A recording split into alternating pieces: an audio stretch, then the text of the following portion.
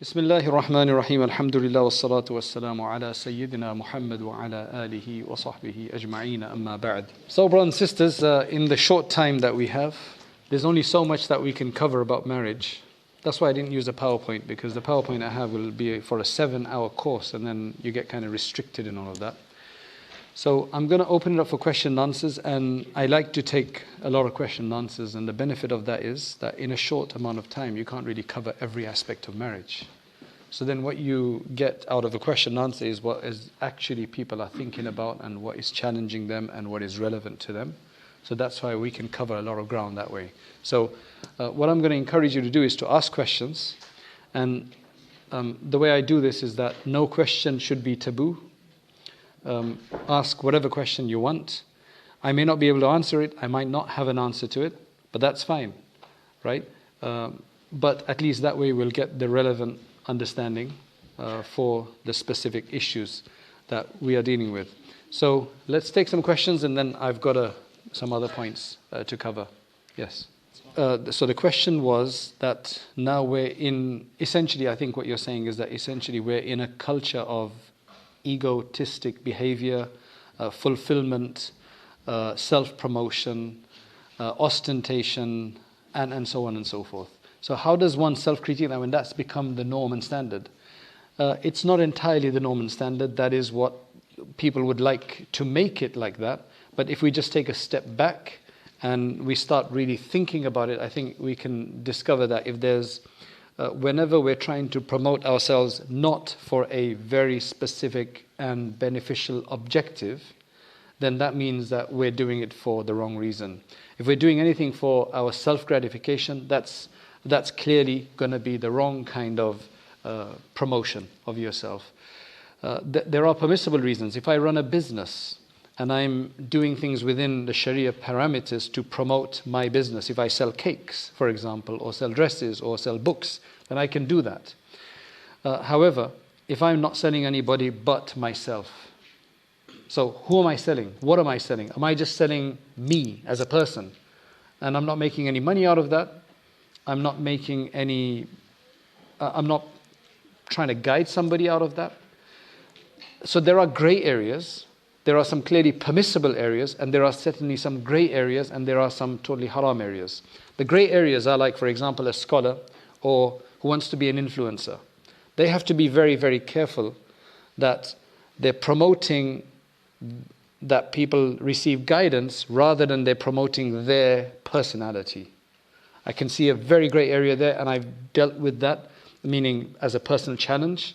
Because then the way you look at it is that, for example, if I have my own way of doing something and I see that somebody else, another scholar, is maybe getting a lot of likes for their comedic exchange of some sort, or for doing something extracurricular, right? Skydiving, for example, right? And they get a lot of likes. Should I do that for the same reason? Then I have to say, stop, that's not me, right? That's not who I am.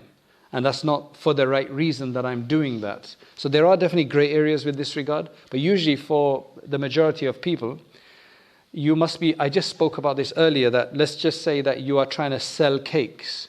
Then that's understandable that you dress up your cakes and you're trying to sell them because you're trying to make money out of that, right? However, if you're just trying to promote that you're a really good cook and everything you just keep putting out there, I would be careful about that.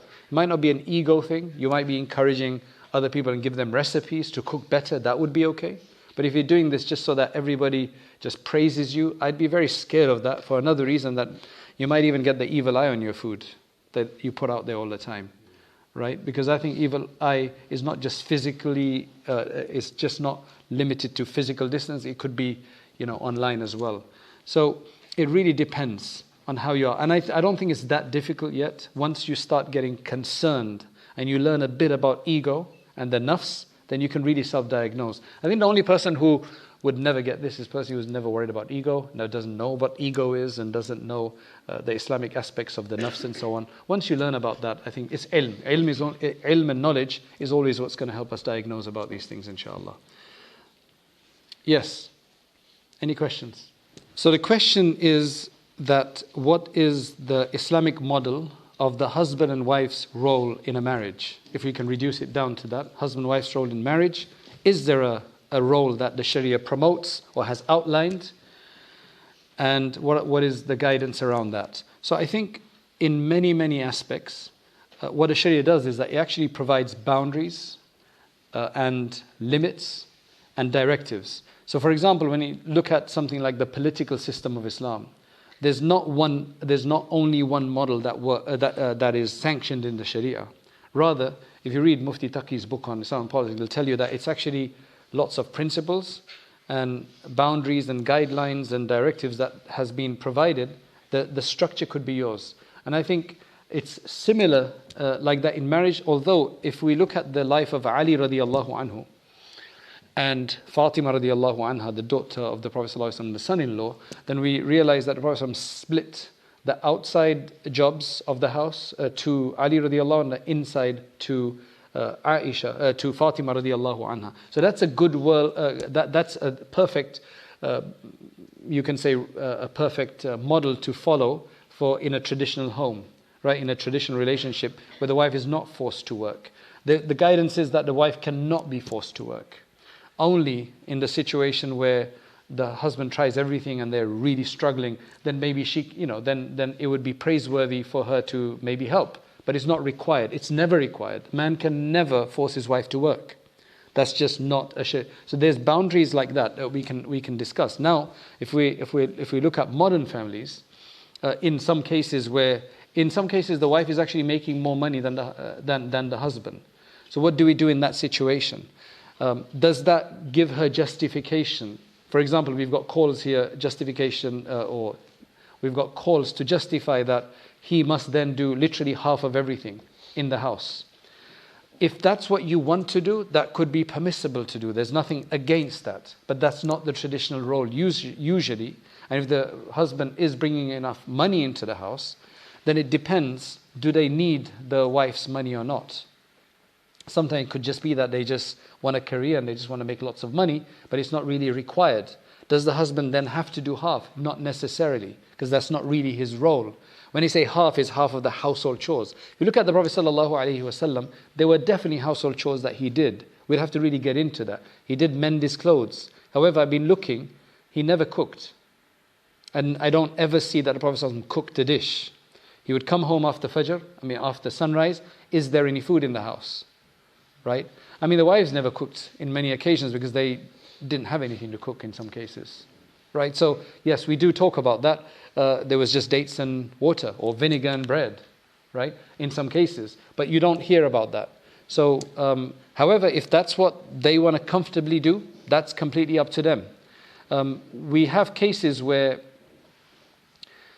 there was a case of a couple who are both lawyers. This is in America where there's a big kind of power struggle in terms of where you graduate from, in terms of where you did your law degree, and that kind of puts you in a certain position. So the wife had a better law degree from a better university than the husband. Eventually that led to a divorce because it was quite crazy. It was quite crazy. There's just so many factors involved here. I'm just trying to give some general laws here. If a wife wants to go and work, right, and fulfill her career demands in that sense, but the husband is making enough to support them, then she can't oblige the husband to do half the work in the house, inside the house, just because she's outside as well, because that's not the Islamic model, the basic Islamic model there. If they both agree to do that, or he wants to be a stay-at-home father, right, and he does all the inside and she does the outside, that's not necessarily encouraged, right, unless she's got a proper halal job, right, where there's no going against the Islamic limits, but she's got a wonderful home-based business, for example, she's making loads of money, that could be okay. So there's a traditional model that we know. If you want to go against that or you want to adjust that, it could be permissible as long as they both agree. But there is a general model that would be encouraged. I hope that gives some idea of what we're trying to look at here. Because there's no doubt that the mother is just a much better mother than the father, right? And I don't think that we can make this so fluid, right? Because there's just certain things that the women only women can do, like nurse, breastfeed, and certain other things that a man cannot do, at least not yet, and hopefully never, right? Because I know there's lots of things going on out there. You understand what I'm saying? So there's just the woman, Allah has just created women just better equipped for that role. I don't get it. I mean, I know I'm getting off the topic here, but I just don't get it. Where a woman is, for her career, she will leave her children with a stranger. Like, I just don't get that, especially if there's no need for it. If there's a need, okay. But you're going to pay this country you pay, right? A lot of money. It's not Pakistan where you can, get a driver for £100 a month, right? Or a cook for £100 a month. Here you pay, right? I just don't get that. I just don't get that. But there are cases where it might be possible, where it might happen, right? Where it might even be necessary. So yeah. Question? So the phrase, so the question, to phrase your question, you're saying that in some cases, you have this maybe modern concept of attraction for one another, love at first sight, and so on and so forth. And then you have the other aspect where in many cultures they don't really care about that, and they just want to get somebody that's going to be a spouse that's just going to be wonderful for the family, or they think they're going to be wonderful for the family, right? So none of those are correct. What Islam would recommend, and what just decency, what just reasonable understanding, what good relationship would just demand, is that you get the best of both worlds. That you try to accommodate both of those things. And they're not mutually exclusive things. You can definitely get somebody that you're attracted to, and that's why Islam says, go and look at them. One of the Sahaba, he got engaged, and the Prophet he got married. And the Prophet ﷺ asked him, did you see her? He said, no. He said, well, you should see her, because that's going to help to create more permanence. We've got some cultures where they don't allow you to see, some extremely, you can say, ultra-conservative, extra-conservative cultures where they don't even see. And I've dealt with, I had a friend in South Africa who was from a certain place in India. India has multiple cultures, so you can't even paint everybody with the same brush. He was from a very specific, very, very ultra-cultural area where you don't see your spouse. He says, I cried on the day of my marriage. I cried on that day. Okay? And now I'm speaking to him after, I think, 12 years of marriage. So he's from India, but he's an imam in South Africa, and his family had finally come. And he said, I've just gotten, it's tolerable now. Otherwise, they did not like my wife, because I just could not find any. But their culture was that you can't even divorce, because then massive things happen. And they're very debilitating, and that's not Islam. That is not Islam. If you look at the Sahaba, they were divorced. They got remarried, and it was just so easy. It was just so easy to do that. We need to create that, because there's a lot of curbs in this, and there's a lot of women who are depressed because a lot of time the women get stigmatized and blamed for a divorce in a lot of cases. And in some cultures, women who are divorced can't get married again. It is so messed up. A woman called me, she's got 2 children, she got married secretly. I said, what? And now she's having a problem with that secret marriage. I really say don't do that, right? And I said, why did you do that? She said, well, my family would disown me. Why would they disown you? They'll take my house away. The family's got an extra house that they're letting her use. If she gets married again, they're going to disown her and take that away. Why not? Why? Look, you've got older children. Aapko sharm nahi aati hai? Like, aren't you embarrassed to get married again when you've got older children? Like, what kind of a weird idea is that? In the Sharia, we actually have an encouragement to get married even if it's your last day in this world. Like, you actually don't want to be single before you die. Like, if you're really, really old and your husband died or your wife died, you should get married the next day. That's encouragement in the Sharia, right? That's what Islam wants everybody to be married. That's what you want to be. So you've got some really bad cultural aspects here, and I think that's what we're speaking about here. You want to get the best of both worlds, and that's where you have to lift the culture out of all of this. And the parents need to work with their children. A lot of parents want their children to marry their cousin, right? Because they've promised them and this is worse in some cultures than the other, right? And I think I'm sitting with a lot of people from a very, very debilitating culture in that regard. Right, I have to highlight it. The Punjabi culture, you guys, many Punjabis here, it's very debilitating. One thing, the Gujaratis have a lot of problem, but they don't have this aspect, right? They do, there are some cases, but I've seen people who've lost their iman. A woman called me. She's about 40 years old. I figured out eventually. She asked me about a very specific issue of, I don't know, salat or something. Only somebody who's really into their deen would be worried about that kind of a thing. And then, as I continue to speak to her, she says she's married to a non-Muslim. So how do you reconcile that? If it was a broad question about Islam, then I could understand. But it was very specific. She's particular. So then she explained that when she was younger, she was forced to marry, and then after that, she just ran away from the faith. Because a lot of parents, what they'll do is they cloak this in Islam, right? You have to listen to your parents. Yes, you do have to listen to your parents, but not when it's harmful. You don't have to listen to your parents when it's harmful. I hate to say it that way. But if it's oppressive, if it's suffocating, if it's bad for you, you don't have to. Especially in the Hanafi school, the wife, the woman has to be consulted and has to permit her nikah. After she's mature, she has to be agreeable to that nikah. Otherwise, it doesn't even take place. Right? It doesn't even take place. So that's our Islam. So it needs to be a bit of both.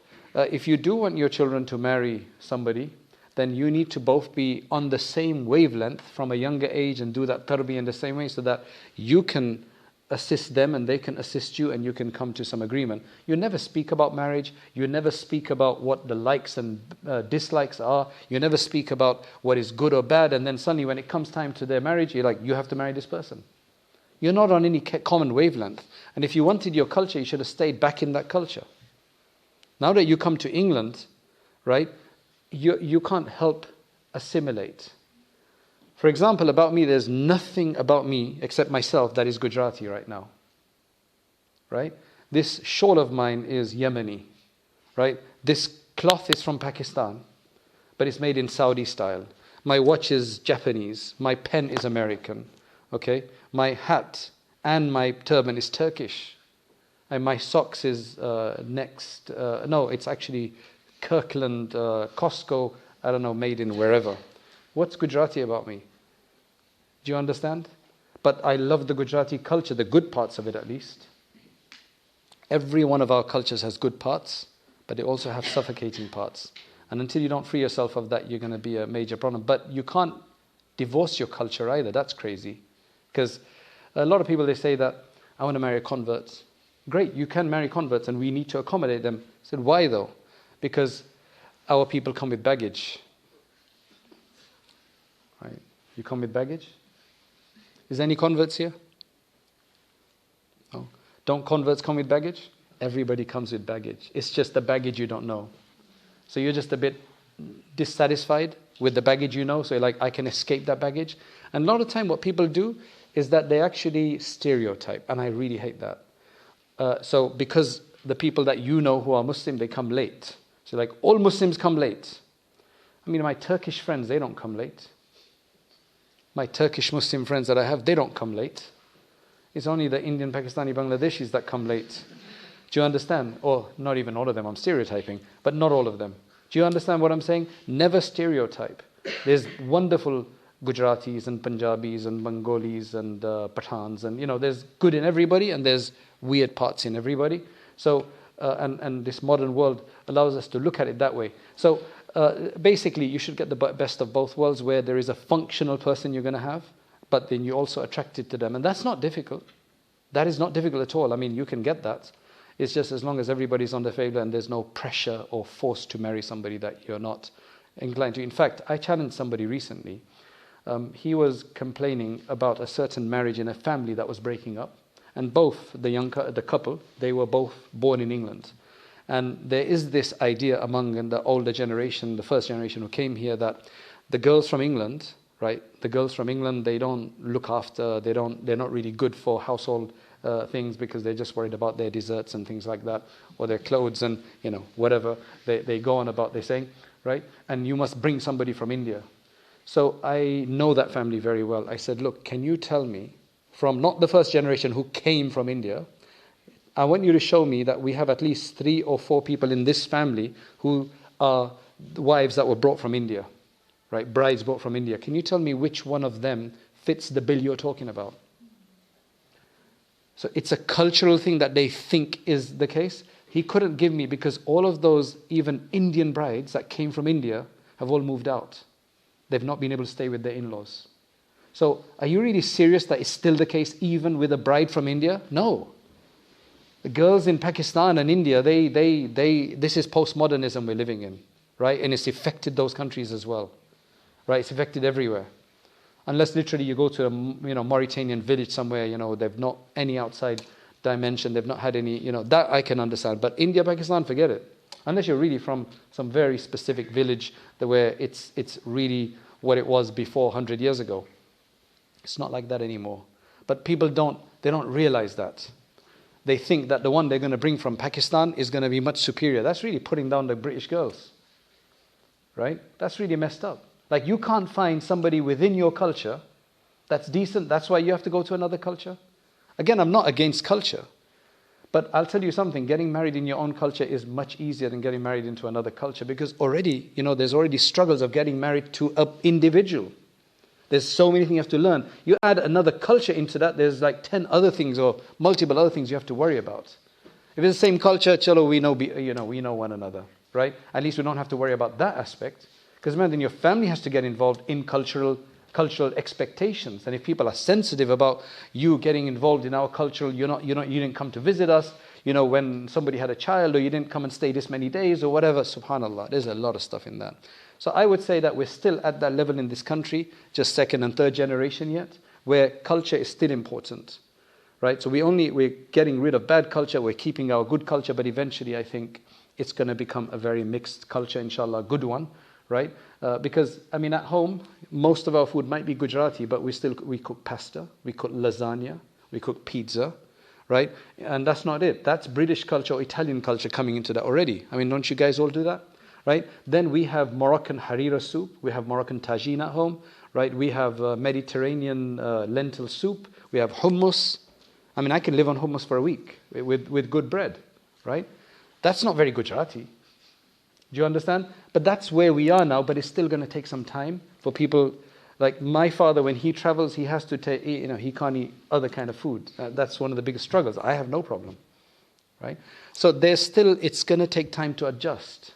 So don't throw out your culture. There's good aspects of all culture, right? And you want to keep those.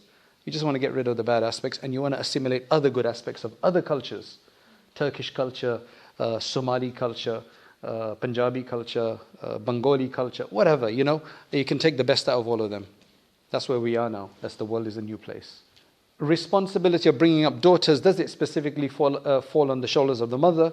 No, it falls on the shoulders of both of them. They both have a responsibility. However, you can't expect the father to be teaching them about feminine issues. So that would be, you can say, more responsibility of the mother. However, the father is ultimately responsible. So if his wife cannot teach, will not teach, or whatever the case is, he'll have to find somebody to give them that information. So ultimately, the responsibility does fall on the father, because the father is the responsible man. When they say he's the head of the household, الرِّجَالُ قَوَّامُونَ عَلَى النِّسَاءِ, that means responsibility. It doesn't mean dictatorship, that he can come back and stretch his legs and have everybody do his bidding, right? It's really about responsibility, that the buck stops with him. So while the mother is also responsible for whatever is her department in the home, right? Ultimately, it is the father. But if the mother has shortcomings, then she will be sinful as well. Right? But the father, he has to keep it all together. Yes, I think in some cases people do have high expectations in a marriage because they've idealized marriage in the wrong way. And a lot of people have not been taught marriage with the right environment of their parents, have not tried to teach them the best akhlaq and character in anticipation of marriage. Right? So what they do is they've picked up what a marriage should be through movies and other glamour magazines or glamour situations or influences or whatever the case is. And the problem with those is that they usually end up in divorces anyway, right? So what we need to understand is go back to the Islamic aspect and the boundaries that are created. And that's what I tried to do in the beginning, right? To try to provide what we're supposed to do. There's an objective, which is to please Allah subhanahu wa ta'ala, fulfill a sunnah, be the best parents that you can be for the next generation, and become a wonderful piece of the fabric of the community. So yes, definitely, I think there's been an over idealization of the wrong ideas in marriage. So we need to come back and understand what the real aspects are of that. I'll take this, and then there were some other hands, I'll do those. Very good point. How do you find a spouse and not date? How do you find a decent spouse without dating? So dating is not an answer to everything. The problem with dating is that you date somebody. For the first few days you'll be at your best. Then you let your guards down, get informal.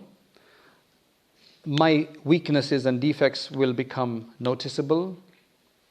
And then they're like, okay, we're not married anyway. I can forget this guy. If we get married, and then there's going to definitely be weaknesses that you'll see, but you've already invested into the marriage, so you'll do better. However, that doesn't mean you go and just marry anybody. Okay? What you want to do is, this is just my suggestion. This is not the only way. My suggestion is that when you identify somebody, a potential spouse, go and find out everything you can about them beforehand through asking common folk, right? Friends of the family and others. And that won't be too difficult if it's unless they're like total strangers and nobody knows them. That would be a bigger risk to take. So try to find out everything. Then go and propose, and then go and meet them just to clarify any further things. So already you've done your 50%, you're very satisfied. Now you just have to, or 70% you're satisfied. He just has to say yes now. I just want to make sure their voice doesn't sound crazy or something like that now, right? Do you understand what I mean? What you don't want to do is go and keep meeting people and then discover things later that you could have found out before and then say no. People don't like being let down. And it's not good for your record that you've seen 7 people and still haven't been able to find somebody. I find that really weird. I've seen 7 and I can't find the right person. I went to the first one and that was it. Like, I just don't understand why people have to go. There's people who say, 10 years I've been looking. 10 years I've been looking. Maybe your criteria is too messed up. It's too restrictive. And remember, the older you get, the more particular you become. When you're younger, you're very flexible. You're willing to take risks. Even psychologically, mentally, you become much more risk averse when you're about over 25. That's why your insurance is higher when you're younger. They know this, all right? But as you get older, you become more particular. You've had more experience with people, so you know how people work, so you become more particular. But the pool of people that might be interested gets smaller. So you're fighting against time, and then you have an expiry date. And women have a closer expiry than men. So you have to do it sooner than later. So this is my idea, try to find out as much as possible from outside that you can about them, common friends, etc. Hire an investigator if you want. I'm just joking, right? Get your sister, like if it's a guy, get your sister to interact with them, or a cousin to interact with them. If you're a sister and it's about a brother, you'll learn about personality that way. In some Arab cultures, the mother or the auntie will go and she'll literally actually even check how much flesh on the calves, right? Just to see that, she's not some really thin, tawny, person. Right? In those days, I guess maybe it was, that was an important thing. What some Yemenis do, I heard, is that they'll take the prospective groom to Umrah. Because in traveling, you figure out everything. So the men will take the prospective groom for Umrah. So they figure him out, like, how does this guy work under stress? All right? There's multiple ways. Use any means possible that you can figure these things out. Just be creative about it. Right? Yes, if you've just got a flame online somewhere, then that might be more difficult. Right? Unless you're very resourceful and you figure out people in that local area and so on. That's how you do it. Then you just have the questions that you can ask. So you can ask some questions. In my book, I've got 50 questions you can ask, but please don't ask all 50. Right? They're not like a whole set that it's just to give you ideas. What is relevant for you? Don't go in with a list, because I remember one couple, they just didn't, because she felt that he was interviewing her, interrogating her. So find the questions and ask the relevant questions to you. From that you can understand personally. Give them scenarios maybe. Don't just ask, what's your favorite hadith? What's your favorite Quranic verse? Right? Don't just ask kind of, open-ended questions like that, although that could be very telling as well. I don't even read Quran, man. It's like, I don't know. I've never looked at translation. I don't know what verse is my best. So be creative. I think be creative, and inshallah that way. And then after that you do istikhara, and you make mashwara with the right kind of people who know both of you, then trust in Allah. I know a guy who got married without even talking to his wife. Because 30 years ago, that wasn't a big culture. He saw his wife. He didn't talk to her. He wanted to hear her voice because she was from another town. He's particular about accents. So in those days, he got his sister to call her, and he picked up the other landline phone where you could, and it's like, okay, her voice sounds okay. Right? Because that's important. For him, it was like accent was an issue, and she was from, Birmingham, right? For example, or Bradford, right? Or Wusu, right? So that's, whatever's important for you, you need to have that checked out. Because remember, you also want to know about their families. Because you're not marrying an individual, you're going to there's some family involvement going to have to be there, right? So it's always good to understand their family. Always good to understand. And sometimes you can actually find out behavior of certain people from their family. Although that's becoming less and less because there's individualism now. And you don't get children who think the same as even their fathers and mothers anymore, right? Everybody's on their own wavelength now. But that's another way of doing it. I think the less you know, the more difficult it is. So that's why you could get into one of these Instagram marriages, right? Where you don't really know much, and it could work out wonderful. Or it could be a problem. If that was me, I would probably find some contact where they live and figure things out. I'd call the local masjid to see if they know that family. Literally, that's what I would do. I'm just giving you ideas. I'd call the local masjid there and try to find out from them if they know that family. Give me a contact person that might know that family, and then I'll ask them questions. I'm just saying you have to do the best that you can. Okay, let's take some of these questions, inshallah. Wow. There's essays here. This is a very sensitive question here that let's just say that somebody had a previous haram relationship. Do you have to disclose that? The problem there is that you are not allowed to reveal a sin. So we shouldn't be saying our sins aloud. However, if the person, it's going to cause a big issue, you can try to skirt the question if it's something they never will find out. Then you can just kind of dodge the question somehow and just move on. If it's something that is going to be found out, and that's going to be seen as a massive breach of trust, because trust is one of the most important factors of marriage, I'll tell you that right now. If you've done something wrong in your marriage, and you get caught, meaning they find out, own up to it, and deal with it that way. Because if you lie, and you get found out, that's worse off. I'm just telling you that from experience. It's just much better to be upfront and say, I'm really sorry, I made this mistake. Okay? Unless you can get away with it. Because sometimes it's just better, because some people can't deal with problems. Right? There's a give and take in that. Recently I dealt with a case where a woman gets married to a guy, and she thinks he's never had any previous encounters, because they're from a very decent family, Hafiz is in the family and so on.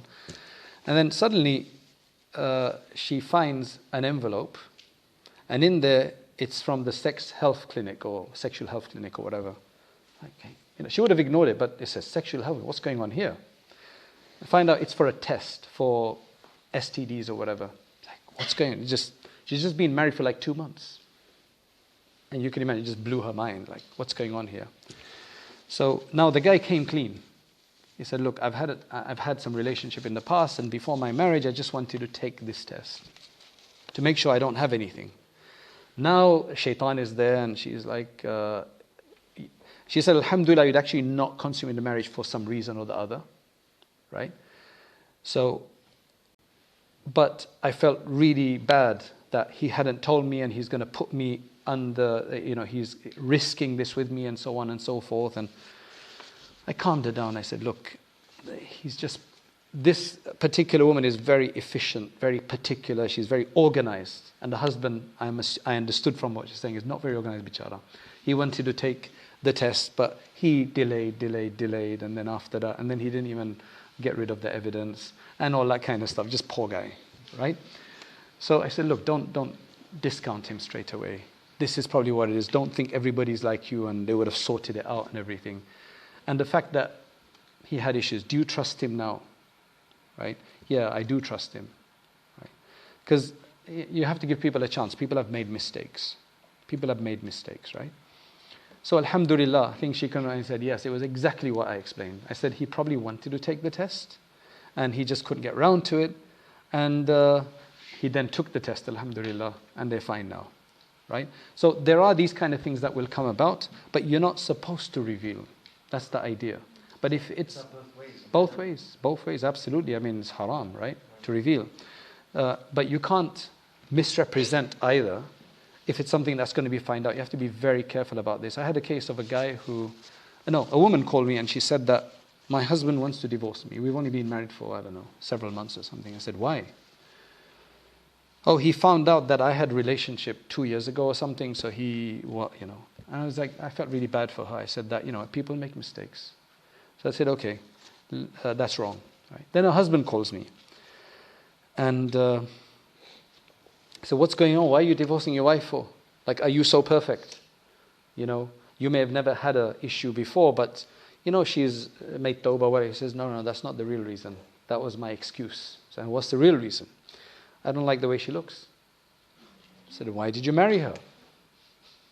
This is a very good example. It's a very important one. Yes. Why did you marry her then? Like, why did you get married? I mean, because this wasn't a case of those cultures where you can't see the wife, right?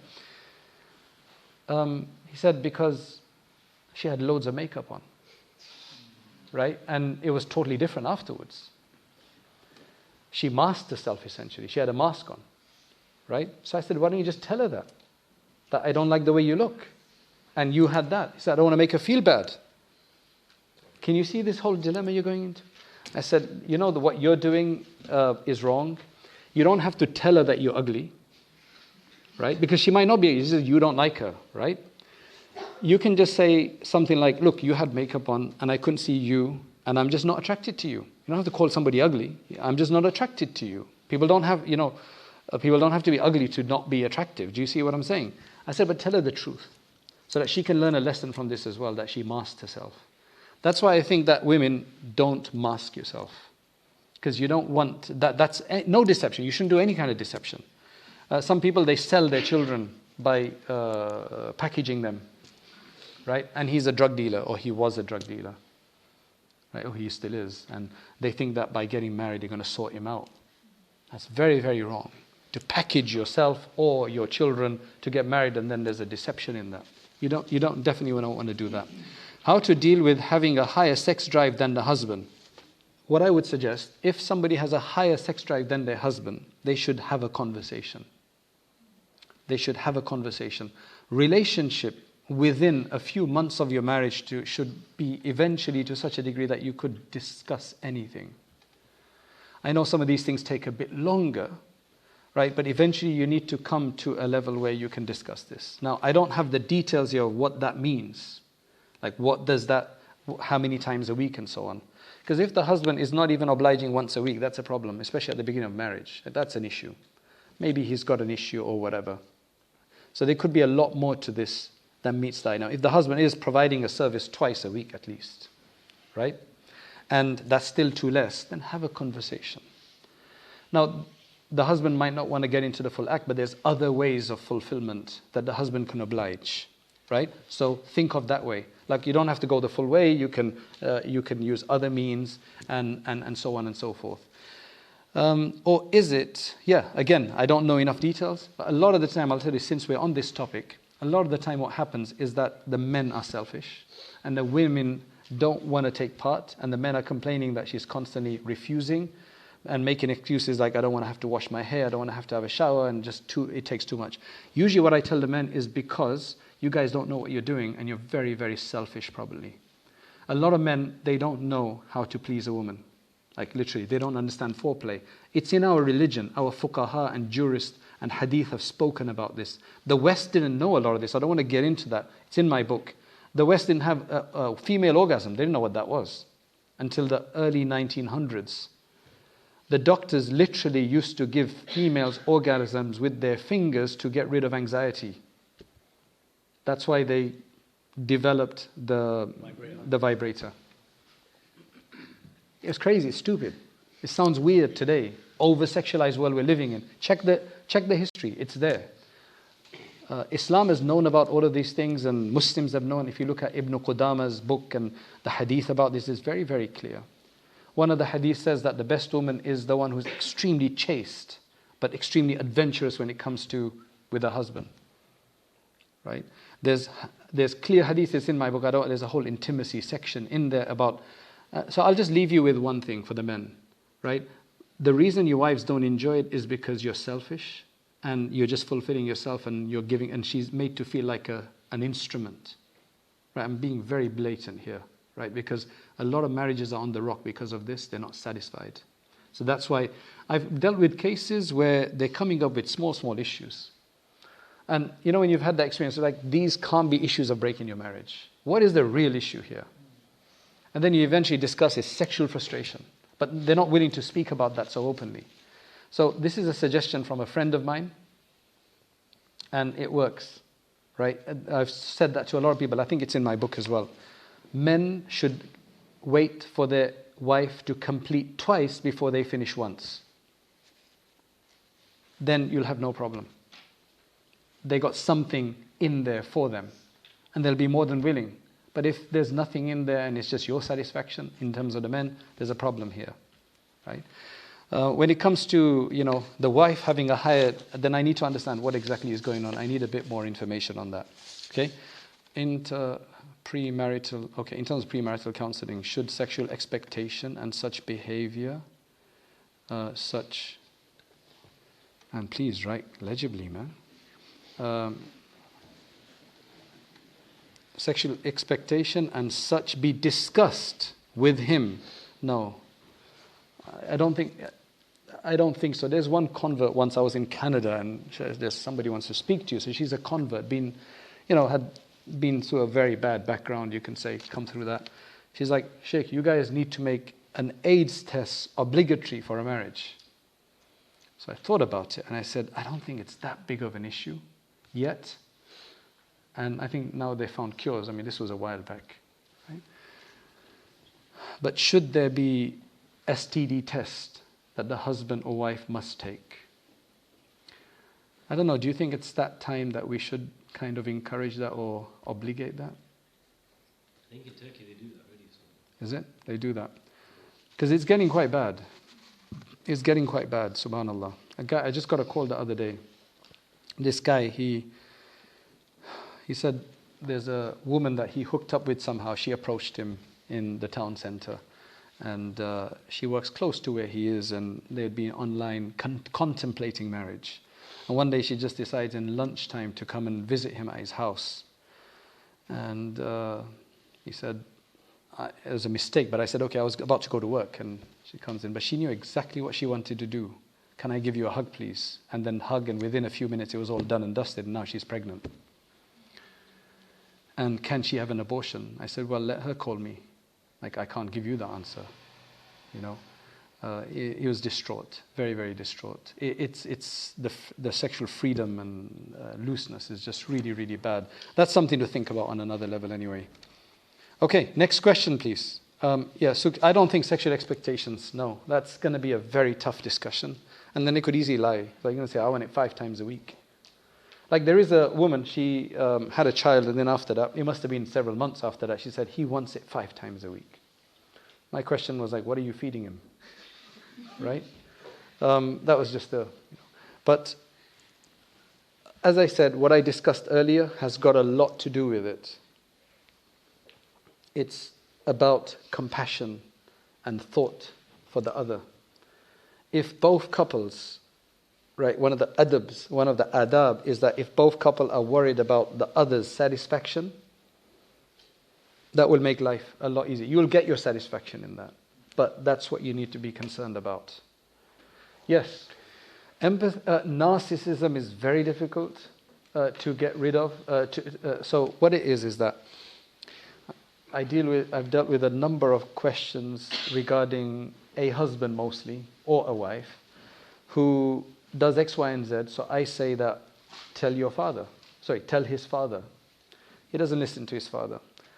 Tell his brother. He doesn't listen. Tell a friend. Doesn't listen. Man, tell the imam, local masjid. He listens to nobody. He's always right. Okay, what am I going to do about it? I said, if you are in that situation, then there's a power struggle here. And the tension is this, that so look, the husband knows exactly how the wife works, how much to push her and how to intimidate her. And likewise the other way around usually. But it's usually the women who get the raw, deal in this, right? So the idea will be that the way to get out of this or change the status quo is only one way, is to change your strategy.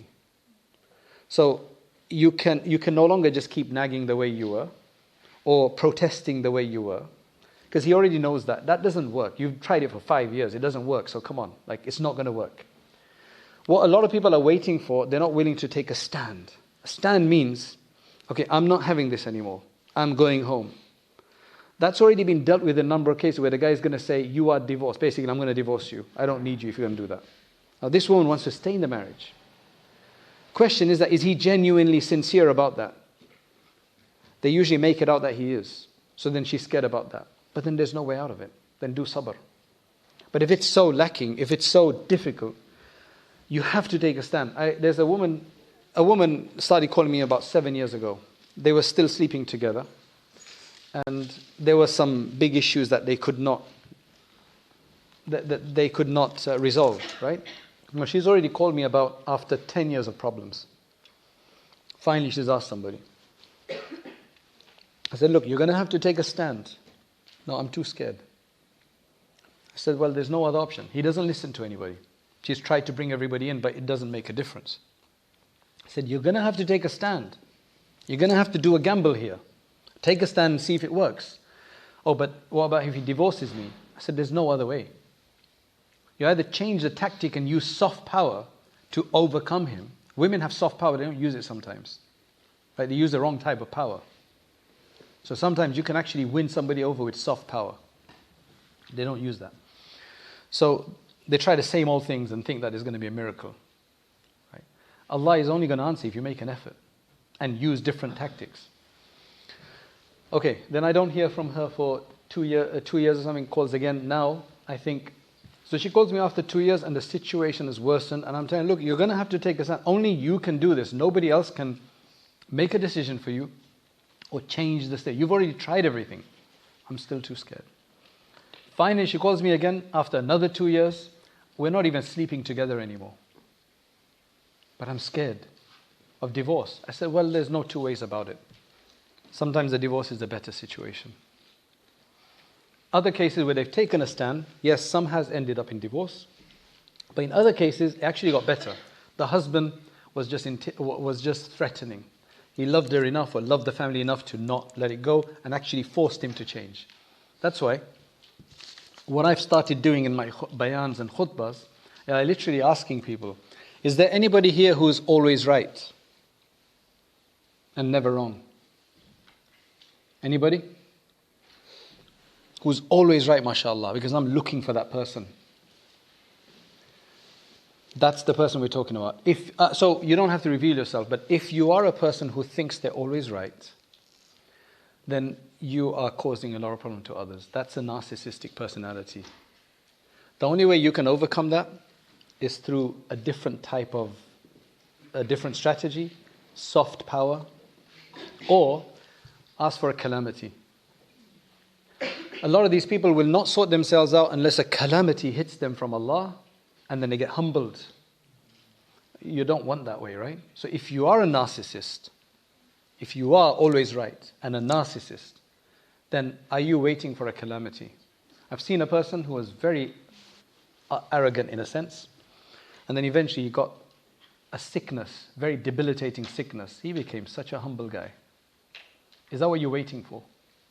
Unfortunately, in our culture, there is fathers are very narcissistic. Some men are very narcissistic. They just think they're right, and it must be the way they think things. And I don't know what the solution to that is. I don't know. We can't give. There's no magic. There's no magic to this, unfortunately. And usually, I'm talking to the wife, not the husband. If I was talking to the husband, I'll really tell him, but I'm not, and he doesn't want to talk to me. You see what I'm saying? You see the dilemma here? So I don't know what the solution to that is, yeah. Are they the same thing, lacking empathy? No, sometimes you don't have to be nasty, but you just don't. You see, there's personality types. So for example, you know when you do that what's that test called? The Myers-Briggs test. You'll find that some people are just naturally not very, don't have much empathy, but they can learn empathy. You don't have to be a narcissist to not have empathy. So for example, they've got one, I'm not sure if it's in that test or another one, where the person is a logician. So they don't know how to be emphatic. Empathetic. Not emphatic is like, yeah, empathetic.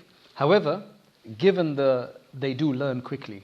Because they may have never done it. They may have never seen their father do it, or their mother do it for that matter. So they don't know how to do it. But they learn on the job. And some people who are very narcissistic, they probably don't know how to do it. So it really depends. I don't think they both have to come together. Yes, one. So let's put it this way. Usually pornography is a bigger issue in men than women. It is definitely an issue in women as well, but on a much lower level. So that's where we start from. And I've done a recent guidance video on that, which you can look at. But the main thing I tell women, because they're usually the ones, they call and they're just totally devastated. And I'm telling her that, look, don't be devastated, because unfortunately there's a lot of people who do that. I'm not saying that to justify it, I tell them. But don't feel it as an affront to you. So for women, they feel that, aren't I enough? This is a competition almost. This means that I'm really not sufficient. So no, could be sufficient, but this is just too much. This is over the top.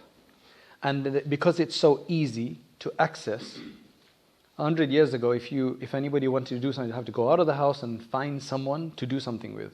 Now within 5 minutes, you could have 20 different people that you see in whatever posture, position that you want to have. It's a major... I don't know what Allah has intended with us, but I think that people before could have just been much more purer by default, because they just didn't have even possibility of this. Whereas now it's just so easy. So then I tell the women usually that you are in the best position to be the therapist. If your husband is a religious guy who has something to do with religion, and he's probably feeling very guilty because this is an addiction, and he probably doesn't want to do it, he probably feels bad every time he does it, right? That's one aspect. So what you need to do is you need to tell, look, I understand you're doing it. Don't get so distraught that you just become paranoid afterwards. But understand that this is a problem. He's probably not going to go to anybody else. There's very few people who can help him but you. And you need to talk him through it. And if he's got the consciousness of Allah, then eventually you will be able to help him. But you're going to need a lot of patience to do that. That's one thing. Second thing is the wrong things that are learnt from pornography and people wanting to act that out. So that is something that cannot be done. I've had a case where the wife was fine after 5, 6, 7 children. She was actually going to leave the husband because he wanted a certain position which was haram. That's the only way he gets satisfaction. That's the only way he gets satisfaction. So he's had flings with others because of that. And she's, mashallah, she's a religious person. She just doesn't want any part of that anymore. She might have given herself up to those weird vices, but she doesn't want to do that anymore. So finally she's like, I'm out. So alhamdulillah, we managed to bring them together again and get it down to a level that it's, that they're not going to consider that anymore. So we do get these weird vices that come into it. And the other thing that we just like to, I hate to repeat things, but pornography doesn't represent reality. Like from what I've read is that they will show somebody in an act for 20 minutes. That's not possible, they say, in real life. That's just stitching together various videos or whatever it is that they do, or they don't show you everything in between. And men think that they're impotent because they can't last 20 minutes. Something like that. Then I've had cases of the guy wanting to bring other women into the picture and flings and threesomes and all of that kind of stuff. These are all harams. Right? These are all harams. And one needs to recognize in various positions, haram positions and things like that, and other vices and all of that kind of stuff. More of this needs to be discussed, I guess. in Jumu'ah bayans and things like that, so that people get to understand that they're going over the top. Because then when their wives don't want to oblige, then they want to divorce them or threaten them or say, I'm going to find another wife, or I'm going to have a, a mistress, or they go and visit prostitutes. We've had that case as well. People visiting prostitutes because the wife doesn't give them what they have. That guy needs some serious islah of the nafs. That's what the problem is. And there's guys who will come and say, look, this is an addiction I have. What do I do? Like, I go to prostitutes. I can't help it, once a week or something. So with one guy, I said, look, give me a call after next week, and I want to hear from you that you've avoided it. I think the first week he said, I avoided it for like 5 days or something, and then I just couldn't help it, right?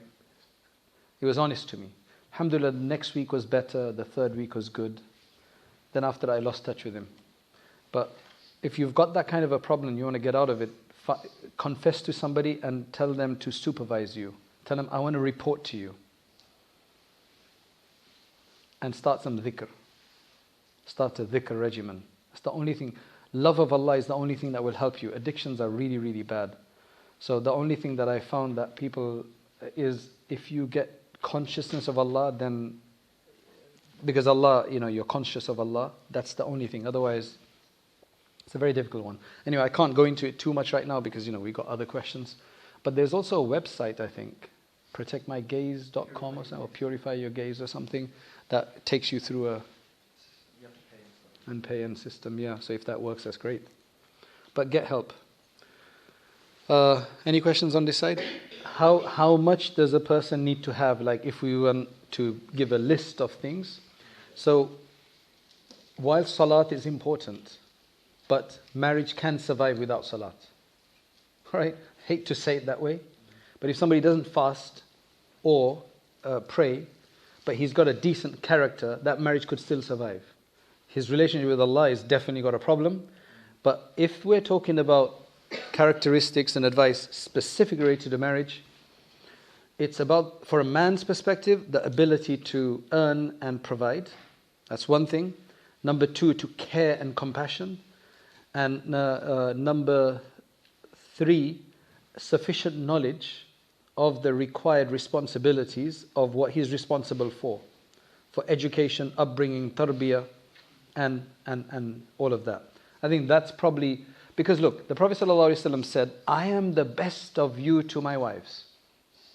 And then he also said, I am the best of you in character. So if you look at all of the Islamic departments that are, out of them, the most relevant to marriage is good akhlaq and character. And that's why we discovered anger and stingy and all of that. That's all character. That has the biggest impact, because those are the individual issues that people are going to have an issue. People are going to have problems with. So character is probably the most important aspect of it. That's why you have people who are not very religious, but their marriage is fine. Not spiritually between Allah, but their marriage is fine. Right? So we don't want to say one or the other. So when the Prophet ﷺ said that usually women are sought out for marriage for 4 reasons, he's saying that because he's talking to men. Right? That's why. Otherwise, it's a similar idea the other way around, that what do women usually look for in man, right? So he's saying for her beauty, for her family lineage, for her wealth, and then for her deen. He said, make sure you're successful with the deen. He didn't discard the others though. If you can get all 4, it's great. But then when we say deen, what does that mean? Just make sure she's covering up and praying? No, that's important. But it's for the man as well. How is she going to be? That's why in another hadith it says, تَزَوَّجُ الْوَلُودَ الْوَدُودِ. Marry the very fertile women and the very loving women. There's a number of other descriptions that are hadith, that if a woman is someone that her husband, when he looks at her, it makes him happy, and so on, she will go to Jannah. There's a number of different hadith like that give you characteristics of what you're supposed to be looking for. So I think that's probably what it boils down to. For women, I've asked a lot of men, like, what is the one thing that you would want from your wife? Like, it was just one thing. And usually the answer is, oh, let me ask you, what do you think the one thing that you need from a wife? I think mostly it comes down to respect. Good food and all of that is there, but respect is really the most. Why? Because that's a hierarchy. That's why my wife's advice to anybody is, don't get, for women especially, don't get married to somebody that you can't respect, who's lower than you. What does that mean? So one example is that if your husband is from another country, from your native ancestors' country, and he doesn't speak English well, and for you that's a problem, then don't get married to him. That doesn't mean they're all like that. That's going to be an issue, because there's people who come and they're very savvy, they can deal with matters, and that's not an issue for you. That's why they say don't get married to somebody shorter than you for women, right? Because there's that, you might not respect them. That's why in Islam, if a woman does marry herself off to somebody who's not compatible according to the norms of compatibility, the father has got a right to go and protest that. If she marries herself up to an equal or better person, he doesn't have a right in the Hanafi school to go and cancel that marriage. But that's one thing. Find somebody you can respect. If you are a higher potential earner or a higher degree holder and you won't respect somebody with a lower degree, then don't get married to them. And if you can't just find anybody, then you shouldn't have studied that much.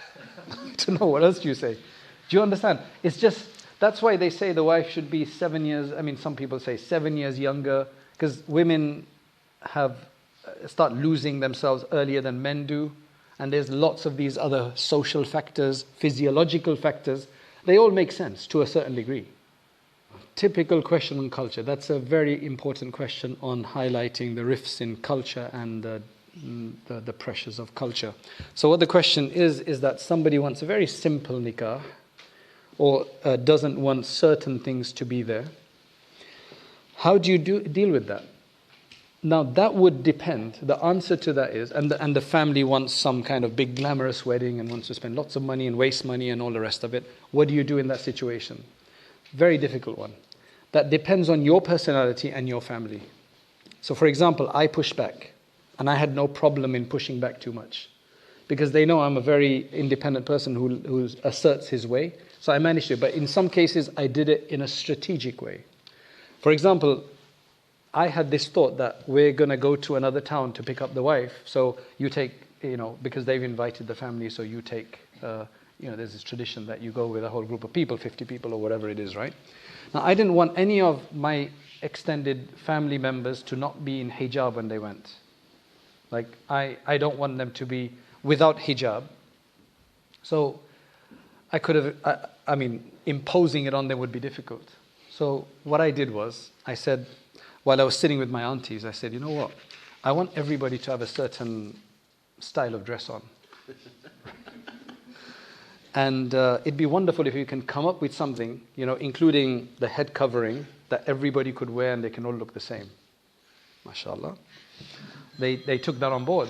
So even my aunties that don't cover or didn't cover, they, MashaAllah, everybody was covered that day. And they made these very fancy burqas, right? And alhamdulillah. So you have to use strategy. When I came back, they tried to not let me in the house, saying that we're not going to let you unless you give money. There's that tradition. Right? And I said, look, you want money, I'll give you money. But I'm not giving you money for this. Right? So I'm not giving you money for this, but you want money, I'll give you money afterwards. That's just how I am. But not everybody's like that. Majority of people are just followers. Majority of people cannot stand their ground. They find it very difficult. So then you try to get somebody, you just have to play it right, strategize. How can I convince them otherwise? One of my students got married recently. Not a very strong character in that regard. He said, although his family didn't want to do anything crazy, but I don't get it. Can anybody tell me the wisdom that when you are in the wedding hall and everybody's eating, they play music? Okay, forget music. They play nasheeds now. Does anybody know why they play nasheeds when everybody wants to talk and so on? What's the wisdom behind that? Exactly, but what's the point of the music? Why do something like that? Atmosphere. People are getting suffocated. You're not enjoying the music. It's like I go into a restaurant and it's like giving you a headache. You want to talk. People get together. People do things taqleedan, but they have no sense. This is the debilitating aspects of culture. Okay, they're playing nasheeds instead of music, but I said, why do you need them? Okay, if it's for a grand entrance, understandable. After that, let me talk. You know, why are you playing music? So people do crazy things. So I have no problem in having a huge wedding.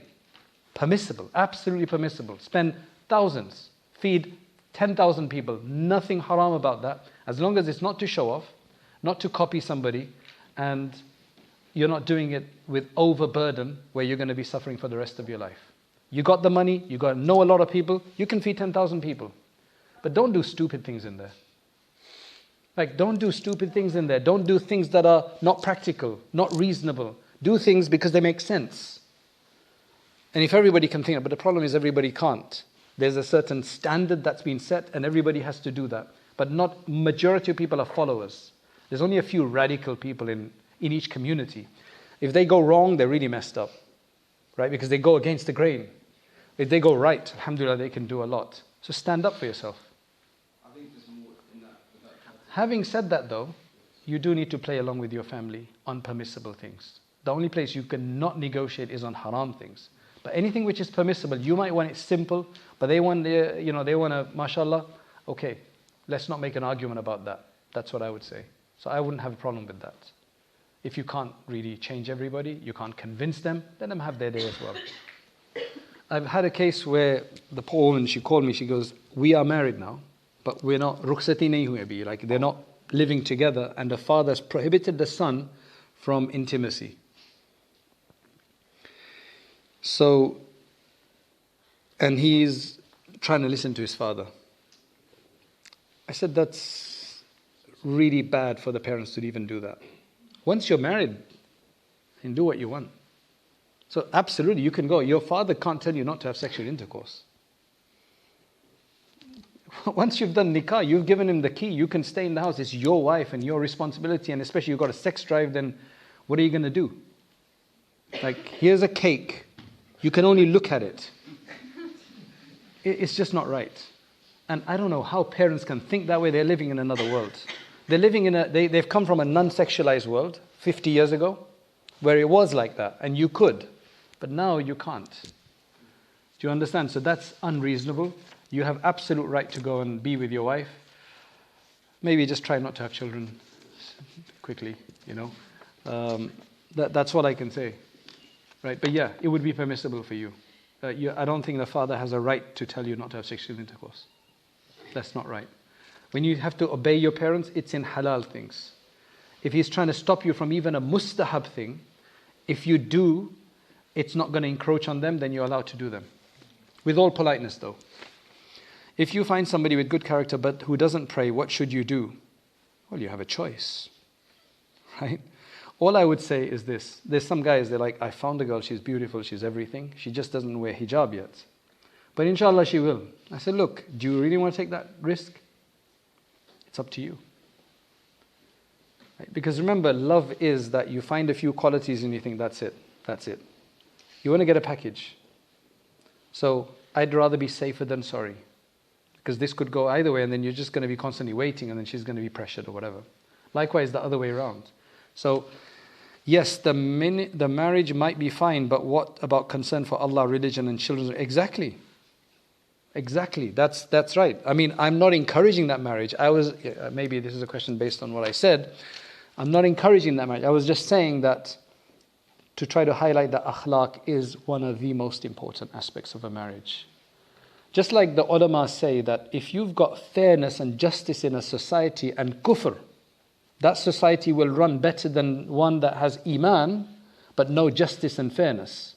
Because the specific ingredient and constituent for a successful society is fairness and justice. And for marriage, it's akhlaq and character. Yes, if you don't have iman and on, there's definitely going to be problems. Like we've got justice in this country, but we've got lots of issues. Likewise, a marriage where they're not praying and fasting, there's going to be many issues. But the marriage itself just as marriage, which is not enough, but that will survive. There's another thing that what a lot of women will complain about is that my husband doesn't do anything. Right? So sometimes the husbands don't do anything, and they do think. But sometimes they just don't do certain things. So you have to actually take that to somebody who say, like, are they doing enough? Right? Sometimes you might be judging your husband or wife based on what somebody else's husband or wife are doing. Okay? So don't do that. Really look at it holistically, that is the job coming. There's another thing. There's a lot more about child rearing. They say that a father needs to be like a friend to his children. I don't get that. I don't even know if I agree with that. Have you heard that before? Father needs to be like a friend to his children. Then where's the father gone? Right? Having said that, that doesn't mean that you need to be that weird father. Do you understand what I'm saying? You need to be an open father. You're still a father, but you can relate to them. So I think there's a certain thing that there's sometimes misunderstanding of what a father needs to do and what a mother needs to do. However, I've written in my book that if you're the guy and you're not doing the male things in the house that are usually seen as male, like fixing a tap, right, sorting out the socket or the plug, and then your wife has to go and do that, that's going to create an upset in the balance, right, where she has to do the male stuff, right? That doesn't mean she can't do it. She might even be better than you at doing it. And likewise, you can do the other way around. But usually, traditionally, that's what the case is. Because what I've seen, maybe we'll just end with this, is that because the man is supposed to be the head of the house, if he doesn't play that role properly, it upsets the marriage totally. Now, you could have a very, very assertive wife. Very assertive. She will never be happy though. So what's going to happen? She's very assertive, she wants her way, and the husband is not strong enough to deal with that. So he's intimidated and under her, but she's never going to be happy. She's going to constantly complain, you're not a man. It's a really weird place to be. Right? It's a really strange place to be because the wife is like, my way, but then she's not happy because the guy is not playing the role. But she won't let him play the role either, and he lacks the courage and the know-how to play the role as well. It's a really bad place to be.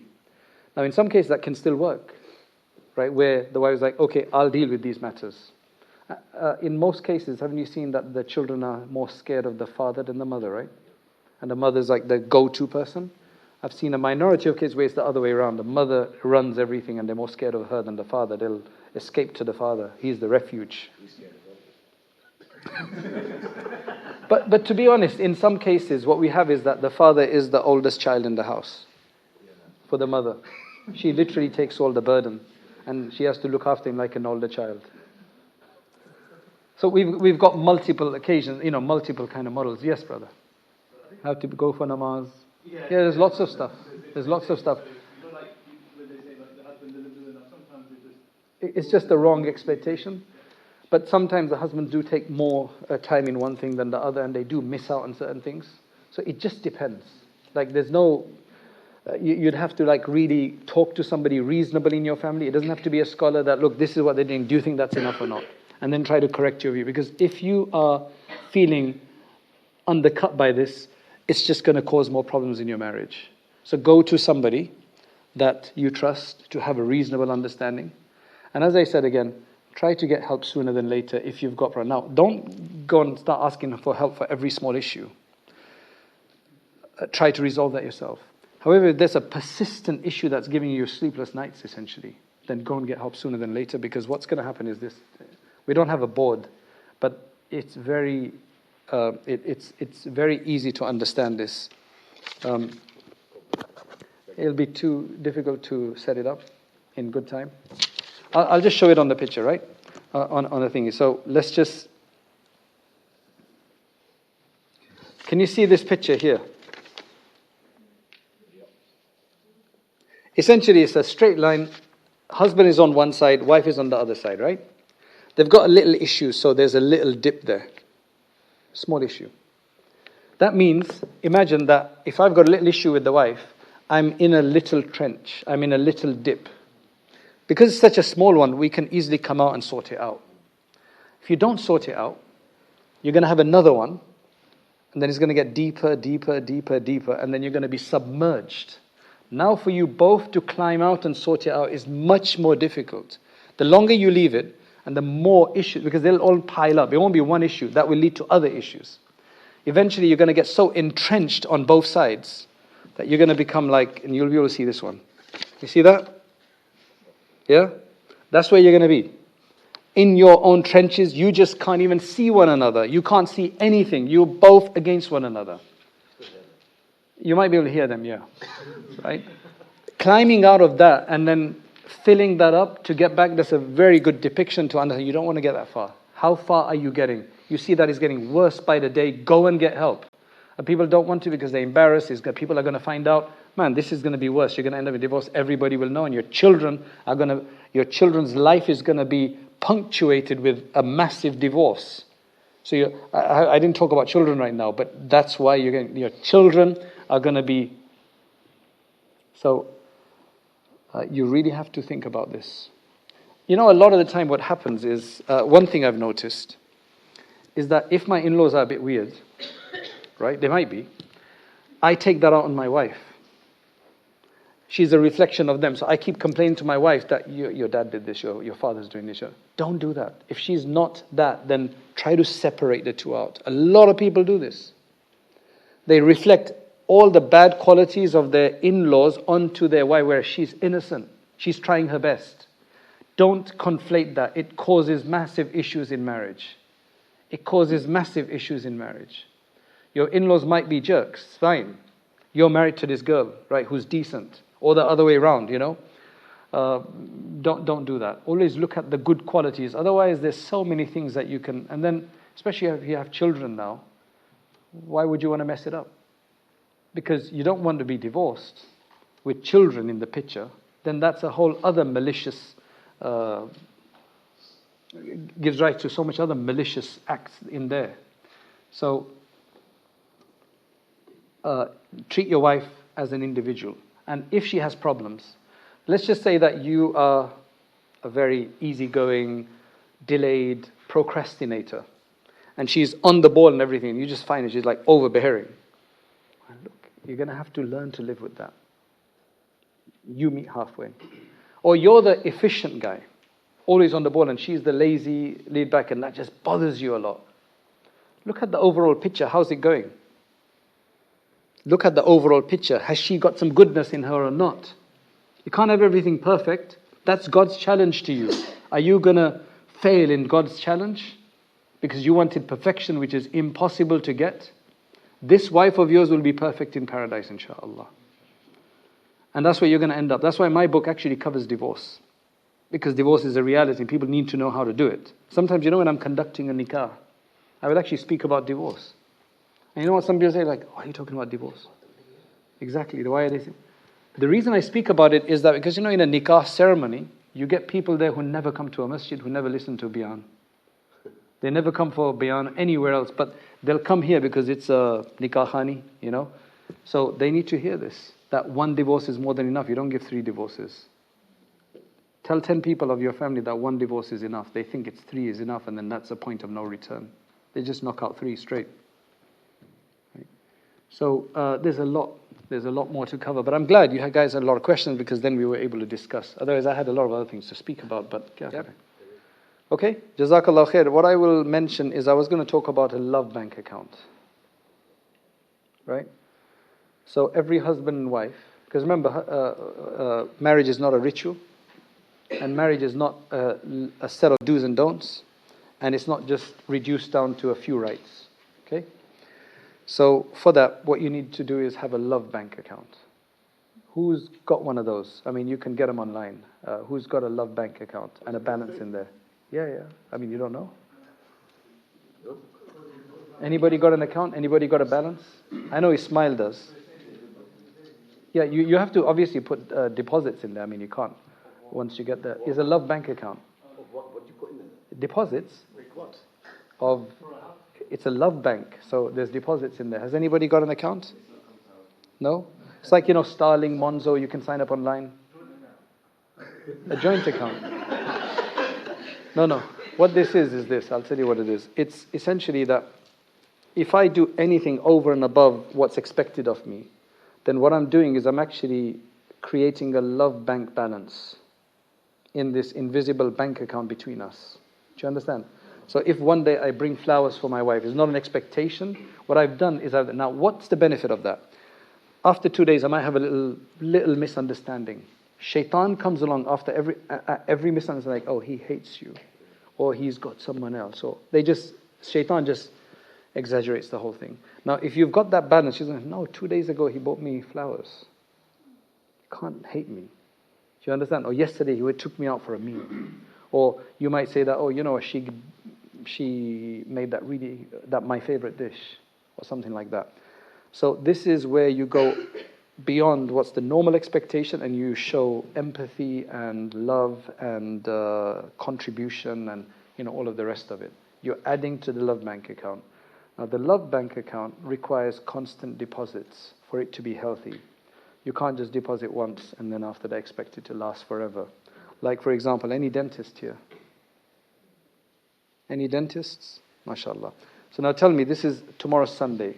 So somebody thinks that, you know what, I'm always rushed in the morning to go to work.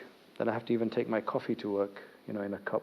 So what I'm going to do is on Sunday, I'm worried about my teeth. So on Sunday, I'm going to brush my teeth for half an hour, so that I don't have to do it for 5 minutes or 3 minutes every day. Is that okay?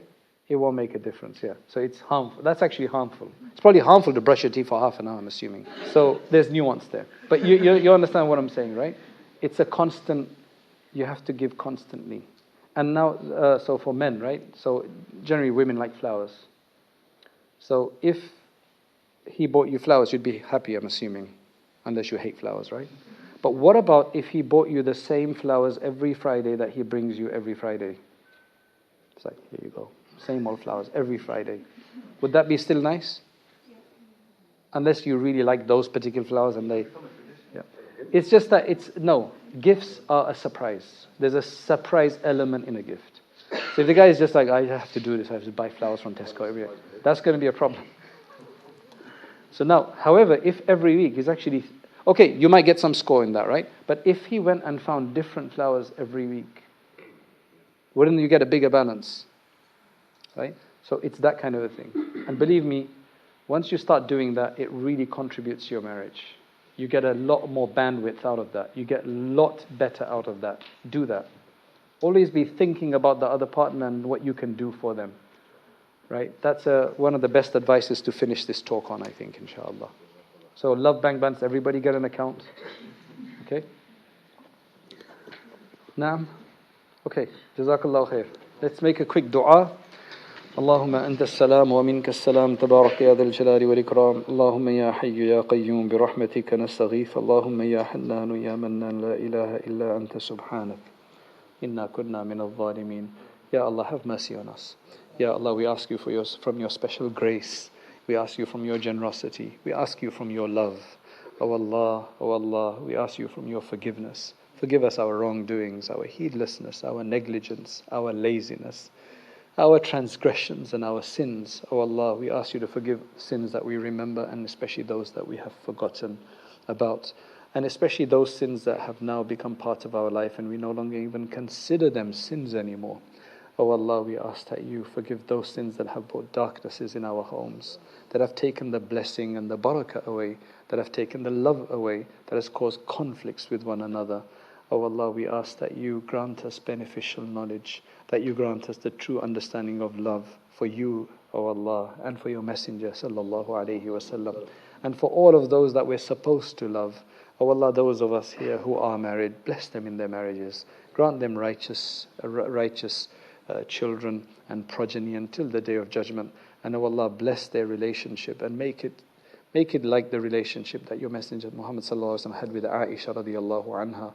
And O Allah, bless them in that relationship and grant us empathy and compassion and compromise and the ability to apologize. And O Allah, resolve our conflicts and do not allow us to get stuck in such a way that it is harmful. O Allah, we ask that you allow us the wisdom to understand anything and grant us good character. And O Allah, those who are not yet married, O Allah, grant them righteous and pious and wonderful spouses with whom they can live in harmony and and become better members of the community and society and contribute to your faith.